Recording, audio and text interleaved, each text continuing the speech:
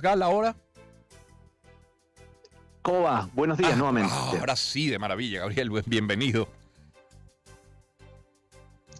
Muchas gracias, Román. Muchas gracias. A ver, Gabriel, decía yo y le compartía a nuestra audiencia que contigo muy interesados en que nos aterrices de alguna manera, como si fueras un avión que está llegando ahora a Qatar y nos digas qué es Qatar, Gabriel, y cómo es Qatar en su clima y en su economía, pero sobre todo en lo político, en lo religioso, en lo militar, en lo familiar de la familia.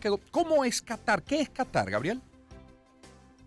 Mira, imagínate que tú eres británico y empiezas a buscar un aliado para aprovecharte de las zonas ricas en petróleo y en gas.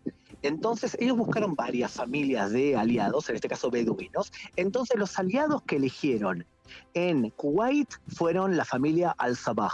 En Arabia Saudita, Al Saud. En Emiratos Árabes, 7 emiratos diferentes. Y en Qatar crearon un país rico en gas y rico en petróleo y se lo dieron a la familia Azani. O sea, los Azani son los dueños del pozo de gas más importante del mundo, que tiene la mitad del pozo de gas está del lado de Qatar, la mitad está del lado de Irán. La diferencia es que en Irán tiene varios millones de personas y en Qatar hay 200.000 ciudadanos, nada más. Y todos pertenecen a una familia de 40.000 personas que viven en el medio del desierto, muertos de calor, en la ciudad capital de Doha, y que son millonarios en petróleo y en gas, y que tienen además algo que no tiene nadie en el Medio Oriente. Tiene un canal de televisión, que es la CNN en árabe, llamado Al Jazeera, que habla mal de todos los regímenes del mundo musulmán, pero que tiene prohibido hablar de Qatar. 200.000 personas has dicho que son completadas con unas 2.300.000, pero de ciudadanos de otros países, de migrantes, ¿no? Exactamente, y una de las cosas que sale a la luz ahora, que lo sabíamos, porque incluso contigo lo hablamos en entrevistas pasadas, Qatar es un país que ha sobornado a la FIFA, y eso incluso se puede ver en la serie Los entresijos de la FIFA, pero además, alrededor de entre 5.000 y 7.000 trabajadores extranjeros tuvieron que construir carreteras, metros y estadios de fútbol en 50 grados de calor a la sombra. Y ellos fueron los que murieron violando totalmente los derechos humanos, porque no podían trabajar, trabajaban 7 días a la semana, sin condiciones públicas para poder desempeñar su tarea, y morían. Y como eran extranjeros, nadie se preocupó de ellos, ni en Qatar y por lo visto tampoco en el resto del mundo. Ni hablar entonces del trato a los musulmanes o a la mujer, porque hay que recordar que, a diferencia de otros reinos, este reino es wahabista, es la versión más radical del Islam sunita. Ellos son adoctrinados en esa parte de la religión y por lo tanto el trato hacia la mujer y el trato a los homosexuales es de acuerdo a ese tema. Ahora, el que se realice una copa como el Mundial de Fútbol en Qatar amerita que, bueno, bajen, suavicen, edulcoren algunas de sus restricciones, lo que en Occidente entendemos como restricciones. ¿Por qué? ¿Por qué es tan interesante? ¿Qué les permite la Copa del Mundo? ¿Es lavar una cara? ¿Qué importancia tiene esta Copa para Qatar? Totalmente, lo que están haciendo es hacer dawa, hacer acción social. Hasta el momento lo que hacían era compraban, muchas universidades de Estados Unidos reciben dinero de Qatar, equipos de fútbol, por ejemplo el mío, el Barcelona o Boca Juniors de Argentina, le ponían publicidad de Qatar. Más aún, mirá cómo lavaban la cara de Qatar, que hay en las redes sociales, hay una organización llamada AJ+, que te hace películas progres, que te explica qué bueno es vivir en libertad siendo homosexual.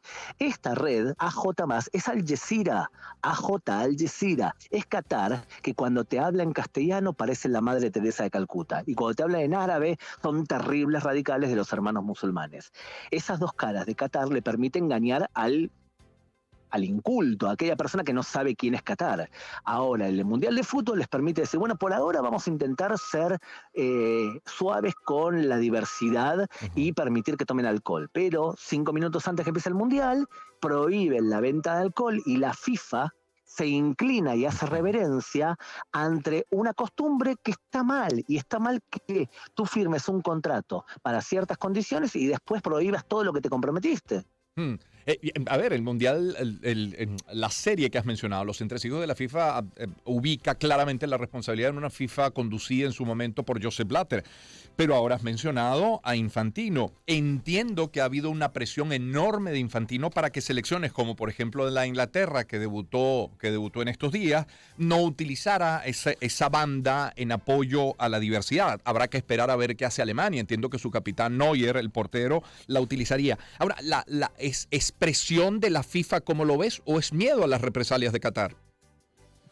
Yo creo que lo que tenemos que diferenciar es, hay dos mundiales que para mí llevan manchas negras en el ADN. Uno es el Mundial de Argentina 78, Claro, Videla. cuando en plena dictadura militar y pleno desaparición de personas se organizó un mundial, y el segundo es el Mundial de Qatar. Con la diferencia es que en el año 78 la gente no tenía conciencia de la defensa de los derechos humanos. Ahora supuestamente deberíamos tenerla. Y sin embargo, a pesar de eso, nos inclinamos y permitimos que un mundial de la vergüenza sea organizado por un país que humilla a mujeres, que mata homosexuales, que persigue la diversidad, y eso en una cultura honesta no se debería permitir. Lo que pasa es que te voy a decir un dicho en árabe. Hay un dicho en árabe que dice, si tú me necesitas, yo te compro.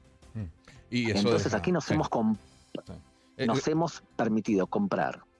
Eso deja un sabor agridulce en la boca del fanático de fútbol, sin lugar a duda. Me ha llamado mucho la atención, es Gabriel Ventalgal que nos acompaña. Gabriel, los miembros del equipo de Irán no han cantado el himno. Interpreta la gente que es por toda la ola de protestas que ha surgido luego del asesinato de aquella chica. Es valentía, es hastío. ¿Cómo evalúas, cómo sopesas esa acción de los jugadores de Irán? Es como un parto esto, Román, es un parto. ¿Por qué un parto? Un parto tiene cada vez contracciones más seguidas y más fuertes. Lo que estamos viendo en Irán son manifestaciones cada vez más seguidas, desde el año 2009 hasta ahora, y cada vez más fuertes las protestas. Esta manifestación del Mundial fue una de ellas, y no fue la más grave. ¿Hasta cuándo? Y bueno, hasta que probablemente el régimen caiga, debido al nacimiento de otro tipo de realidad. No olvidemos que los iraníes, los persas, son mucho más progres, son mucho más modernistas que el resto del Medio Oriente. Siempre fueron los chiitas mucho más progres que el resto. Lo que pasa es que tienen un gobierno radical islámico que les pone un pie en la cabeza y los somete. Pero de verdad no es la naturaleza de los chiitas. Y los conflictos en el mundo siguen, el conflicto en Medio Oriente y el conflicto de la invasión rusa a Ucrania. Por cierto, y ya para terminar, Gabriel, estuve viendo tus redes ayer y disfrutaste el partido de Argentina-Arabia Saudita con Ricardo Montaner y su esposa. Están acá cerca mío y te quiero decir que corté, que los estoy guiando, porque también soy guía profesional. Entonces les digo, me voy con Román a hablar y me dice, no le mandes saludos que si no va a querer hablar conmigo, así que no te lo puedo pasar, ¿está bien? Pero créeme que te manda saludos. Siempre tan amable, Ricardo Montaner. Gracias, Gabriel, un fuerte abrazo. No, los quiere mucho a los venezolanos, pero los adora, y él es por supuesto muy venezolano, pero dice, estoy de vacaciones ahora, Lo no me sé, vas a trabajar. absolutamente, absolutamente. Gracias más bien por hacer este espacio, y gracias a él también por permitirlo. Por un abrazo. Es Gabriel Ventalgal, quien nos ha acompañado, periodista, especialista en terrorismo islámico, experto en Medio Oriente.